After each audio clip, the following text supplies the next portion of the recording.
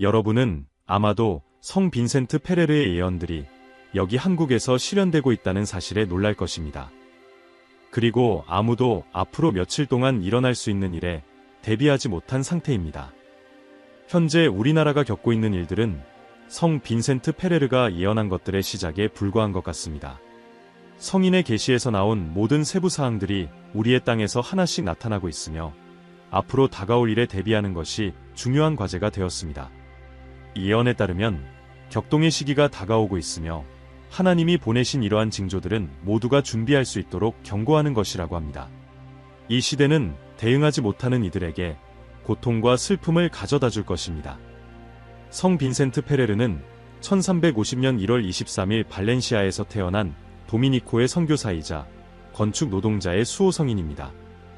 그의 삶은 교회에 바쳐졌으며 그는 유대인과 무슬림을 기독교로 개종시키는 강력한 설교와 함께 치유 및 심지어 부활과 같은 놀라운 기적을 행한 성인으로 추앙받고 있습니다. 빈센트는 또한 마지막 날과 적그리스도, 최후의 심판에 대한 예언으로도 유명하며 이로 인해 묵시록의 천사라는 별명을 얻었습니다. 그는 어릴 때부터 깊은 신앙심을 보여 금식하고 가난한 이들을 도왔으며 청소년기부터 종교와 철학에 큰 관심을 보였습니다. 그의 신비로운 삶과 탁월한 업적은 교회 역사에서 가장 주목할 만한 성인 중 한 사람으로 자리매김하게 했으며 그 위대함은 자주 단편적으로 전해집니다. 18세가 되었을 때 성 빈센트 페레르는 강력한 종교적 소명을 느껴 부모의 뜻을 거스르고 도미니코에 입회했습니다. 그는 어려움을 극복하고 성경을 외울 정도로 열정적으로 공부했으며 논리에 관한 책을 저술하기도 했습니다. 그의 노력 덕분에 그는 신학과 철학의 스승으로 인정받았습니다. 그의 명성은 설교자이자 성경과 철학에 대한 깊은 지식을 갖춘 인물로서 빠르게 퍼져나갔습니다. 바르셀로나와 레리다 대학에서 교수로 초청되었고 신학에서 최고의 학위를 취득했습니다. 그는 영국, 프랑스, 이탈리아 등 유럽 전역을 20년 동안 여행하며 복음을 전했고 사람들을 사로잡는 감명하고 강력한 설교로 인기를 얻었습니다. 성 빈센트는 치유에서 부활에 이르는 수많은 기적을 이루며 교회를 감동시켰고 그의 유산은 사도들의 필적할 정도로 남다릅니다. 그는 지금도 예언과 기적으로 기억되며 제13의 사도로 불리며 그리스도의 초기 제자들 이후 가장 많은 기적을 일으킨 인물로 간주됩니다. 성 빈센트 페레르는 성인이 되는 과정에서 수많은 기적을 남겼으며 그중 다수가 문서로 기록되었습니다. 그의 열렬한 추종자였던 성 루이스 베르트라는 빈센트가 사도 이후 모든 성인들 중에서 가장 많은 기적을 행했다고 믿었으며 약 20년 동안 5만 8천 건이 기적을 행했다는 기록이 있을 정도로 하루 평균 8개의 기적을 이루었다고 추정했습니다. 증인들은 자발적인 치유와 부활을 증언했으며 한 기록은 빈센트가 28번의 부활을 이루었다고 전하고 있습니다. 그는 자연에 대한 기적을 행할 수 있는 능력도 있었습니다. 코난에서는 수천 명을 먹이기 위해 음식을 늘렸고 폭풍을 진정시키고 홍수를 막기도 했습니다. 악마를 몰아내는 능력도 있었으며 유럽 곳곳을 여행하면서 사람들의 언어에 구애받지 않고 그들의 언어로 말하는 듯한 모습을 보였습니다. 심지어 극도의 피로에 지친 경우 동료에게 자신의 능력 일부를 넘겨주어 그들 역시 기적을 일으킬 수 있도록 했습니다.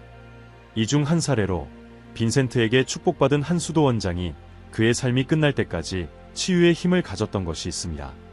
빈센트는 또한 무생물로도 기적을 일으킬 수 있었습니다. 한 번은 가난하지만 경건한 한 여성에게 자신의 옷을 주었는데 이 옷을 병자들의 머리에 얹으면 병이 나았다고 합니다. 이 성물은 그녀가 치료받은 이들로부터 받은 감사와 기부를 통해 더 나은 생활을 할 수 있도록 해주었습니다. 성 빈센트 페레르가 이룬 수많은 기적들을 자세히 설명하려면 시간이 많이 필요하겠지만 이제 그의 예언 중 일부에 집중해 보겠습니다. 이 예언들은 오늘날 교회 내에서도 여전히 두려움을 불러일으킵니다. 이 영상을 재미있게 보고 계시다면 아래에 구독 버튼을 눌러서 비슷한 콘텐츠를 놓치지 마세요. 성 빈센트 페레르는 세상의 종말에 닥쳐올 어려운 시기를 예고하며 예수님의 재림을 앞두고 일어날 사건들을 암시했습니다. 그는 세 가지 큰 재앙이 종말을 예고할 것이라고 경고했습니다. 첫 번째는 인류에게 큰 고통을 가져올 악한 존재, 즉 적그리스도의 출현이고 두 번째는 불에 의한 지구의 파괴이며 세 번째는 최후의 심판입니다. 빈센트는 또한 대환난의 시기가 오기 전에 하늘에 신호가 나타날 것이며 태양, 달, 별들이 변화하는 현상이 나타날 것이라고 예언했습니다. 이것은 수세기 동안 논쟁을 불러일으킨 질문으로 이어집니다. 진정한 신자들이 대환난의 재앙이 닥치기 전에 하늘로 들려 올려질 것인가 하는 것입니다. 이제 이 사건들 중 첫 번째인 적그리스도의 출현에 대해 좀 더 깊이 살펴보겠습니다.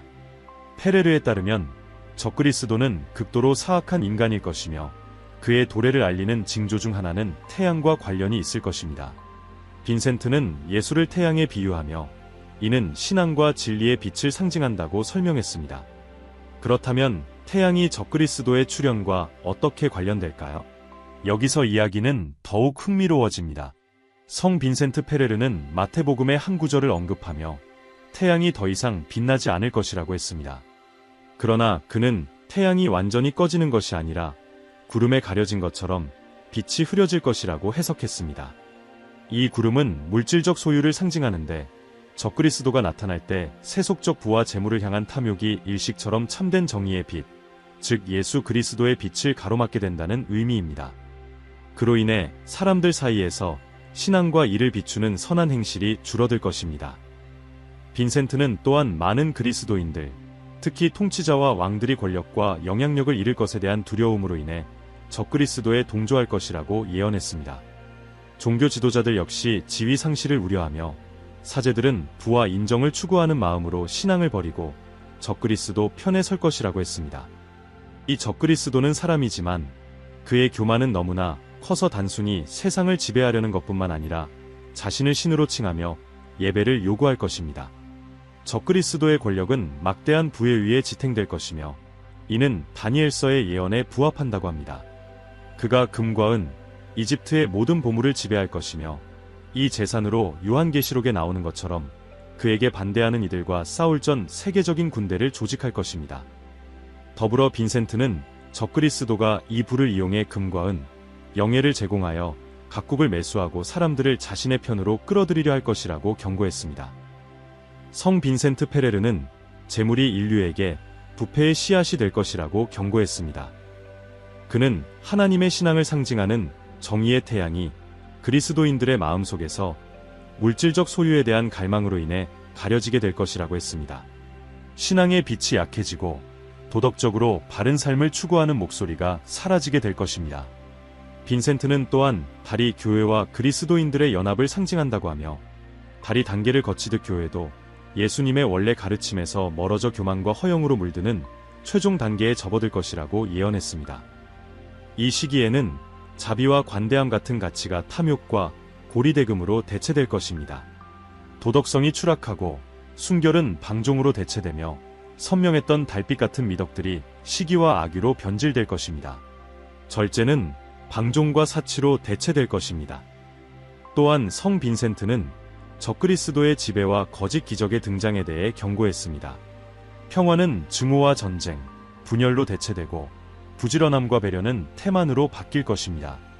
그는 마태복음 24장 24절에서 예수께서 거짓 그리스도와 거짓 예언자들이 기적과 유혹적인 약속으로 사람들을 속일 것이라고 경고하신 것을 언급했습니다.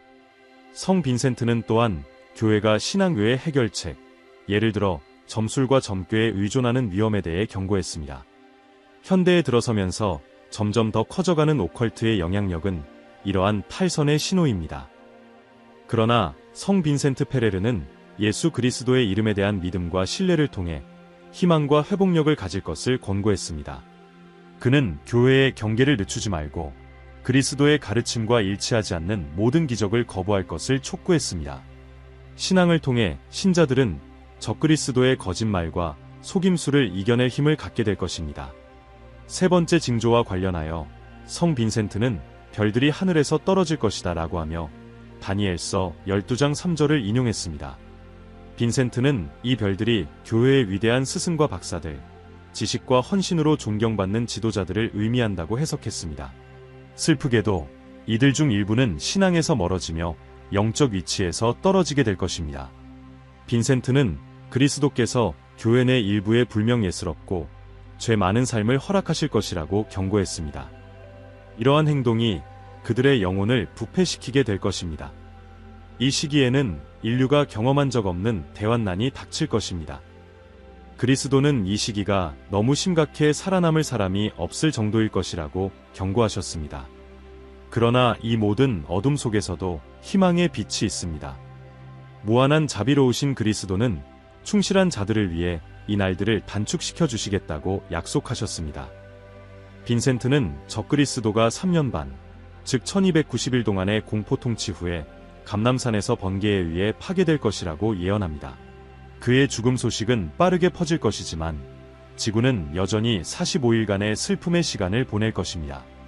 이 시기는 적그리스도에게 미혹된 이들이 마지막으로 속죄하고 하나님께 돌아갈 수 있는 기회가 될 것입니다. 그러나 빈센트는 적그리스도가 제공했던 부와 쾌락의 유혹이 너무 강해 많은 이들이 돌아오지 못할 것이라고 경고합니다. 그는 구원으로 가는 유일한 길이 그리스도이지만 여전히 많은 사람들이 이 진리를 깨닫지 못한 채 눈을 가리고 있을 것이라고 탄식했습니다. 그는 이 상황을 노아의 시대와 비유하며 당시 사람들이 하나님의 경고를 무시하다가 결국 심판에 직면했던 것을 상기시켰습니다. 빈센트는 마지막 때가 끔찍한 기대와 악인을 삼킬 불로 특징 지어질 것이라고 주장했습니다. 시편에서도 이 예언이 오래전에 등장했듯이 불이 그 앞에 있고 그의 주위의 원수들을 태우리라. 땅이 진동하고 산들도 주님의 강력한 권능 앞에 녹아내릴 것이다. 이 예언을 통해 성 빈센트 페레르는 강력하고 긴급한 행동을 촉구합니다. 그는 사람들에게 회개하고 자신을 해친 이를 용서하며 부정하게 취한 재산을 돌려주고 신앙의 원칙에 따라 살며 하나님을 향한 신앙을 고백할 것을 간청했습니다. 빈센트는 믿는 이들에게 다가오는 어려운 시기에 대비해 영적, 육체적으로 준비하라고 권장했습니다. 이는 마치 집에 불이 났을 때 최대한 많은 것을 구하려는 노력과 같다고 비유하면서 다가오는 심판을 앞두고 우리의 영적 삶을 최우선으로 삼아야 한다고 강조했습니다. 빈센트가 제기한 중요한 질문 중 하나는 왜 하나님이 적그리스도가 이토록 큰 고통을 초래하도록 허락하시는가 하는 것이었습니다. 그는 지혜서에서 인간이 죄를 짓는 것으로 인해 같은 것으로 고통받을 것이다 라는 구절을 인용하며 답했습니다.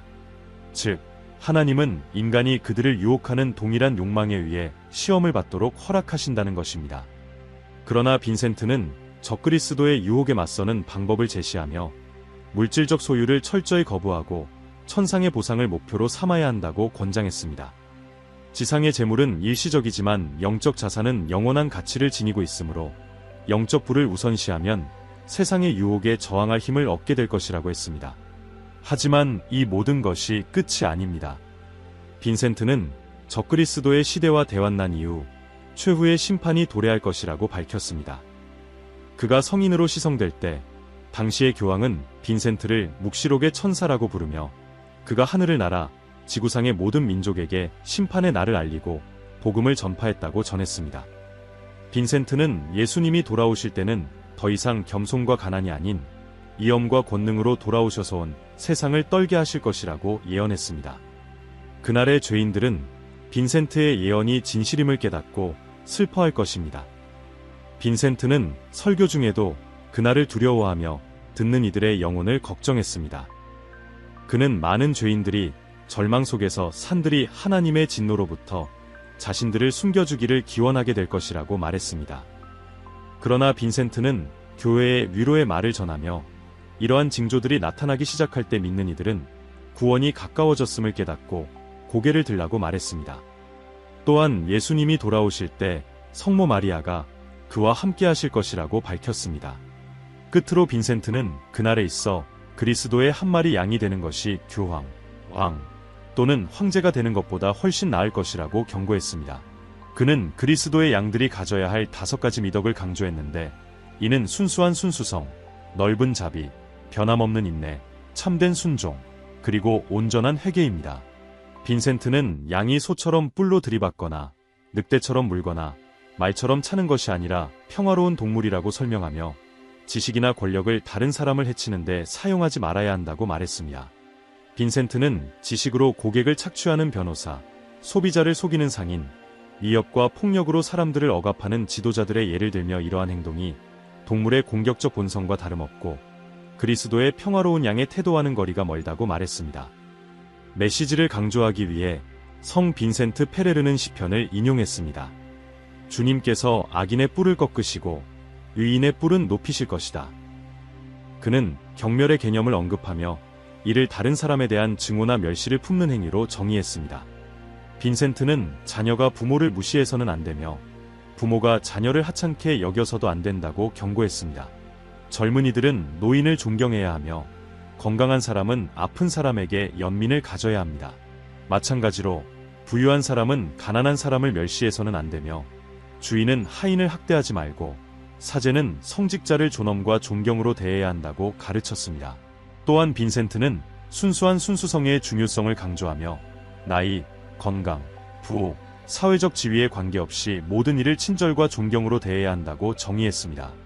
그는 충격적인 계시를 전했는데 의인과 악인 모두 나이와 상관없이 부활하여 그리스도의 심판대 앞에 설 것이며 어린이와 성인이 함께 일어나 심판을 받을 것이라고 했습니다. 그리스도는 자신의 위엄 있는 보좌에 앉아 의인들을 오른편에 악인들을 왼편에 두어 나누실 것입니다. 이 예언은 아타나시오 신경의 강력한 교훈으로 마무리됩니다.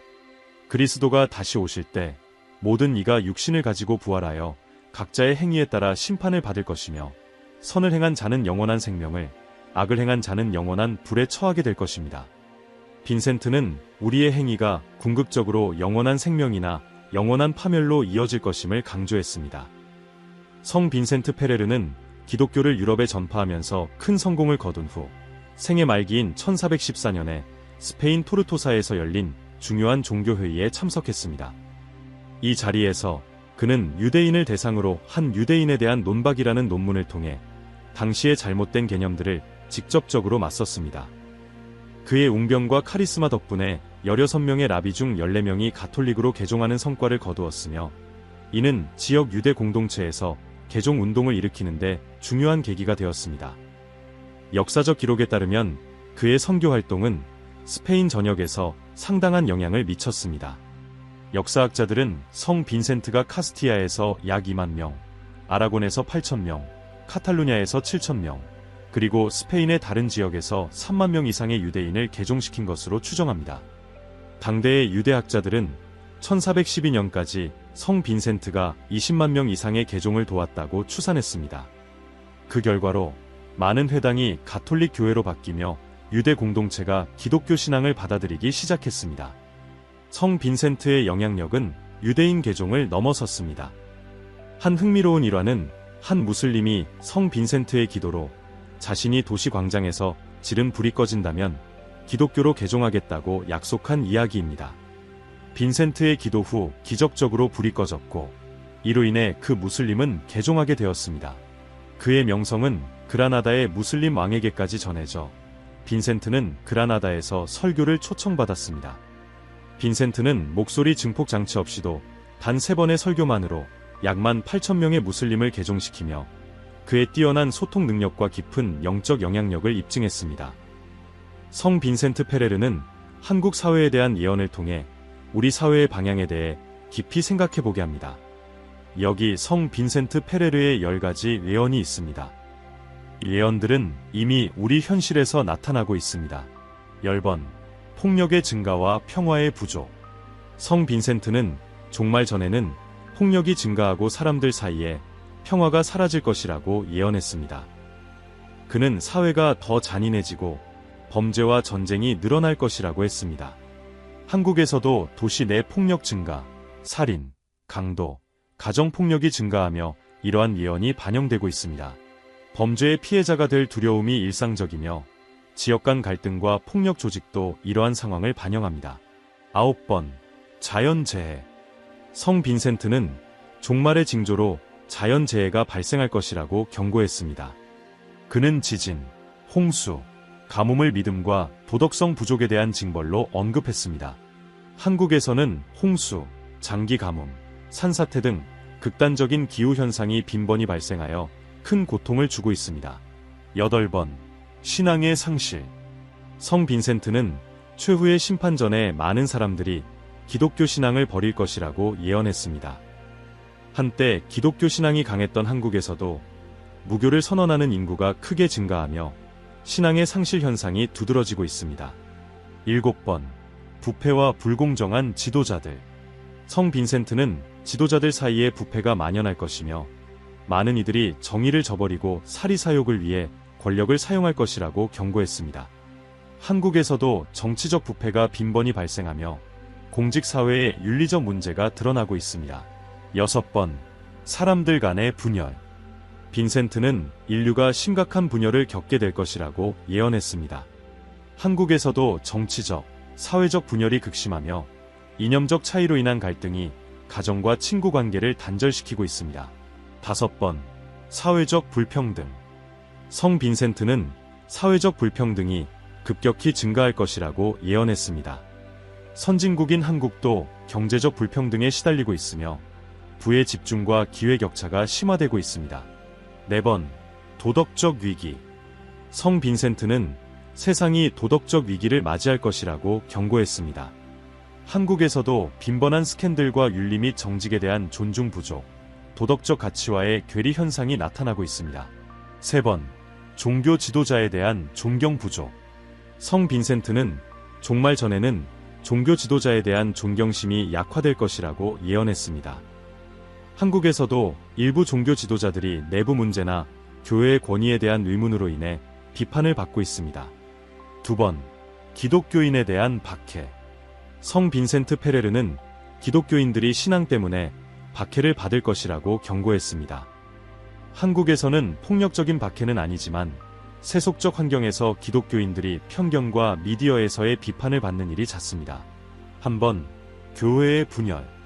성 빈센트는 교회 자체가 내부 분열을 겪을 것이라고 예언했습니다. 한국에서도 기독교 교파 간 갈등뿐만 아니라 가톨릭 교회 내에서도 다양한 그룹 간 분열이 나타나고 있습니다. 이 예언들은 우리 사회의 현실을 반영하며 성 빈센트 페레르가 남긴 경고가 많은 현재 문제와 어떻게 일치하는지 보여줍니다. 성 빈센트는 1419년 4월 5일 브르타뉴에 반해서 세상을 떠났으며 그의 헌신적인 신앙은 교황 칼릭스토 3세에 의해 인정받아 1455년 6월 3일에 시성되었습니다. 매년 4월 5일 가톨릭 교회는 그의 삶을 기념합니다. 댓글로 성 빈센트의 삶에서 가장 흥미로운 점이 무엇인지 알려주세요. 그의 기적들인가요? 아니면 예언들인가요? 영상이 마음에 드셨다면 채널을 구독하시고 다음 영상을 클릭하여 더 많은 예언을 확인해보세요.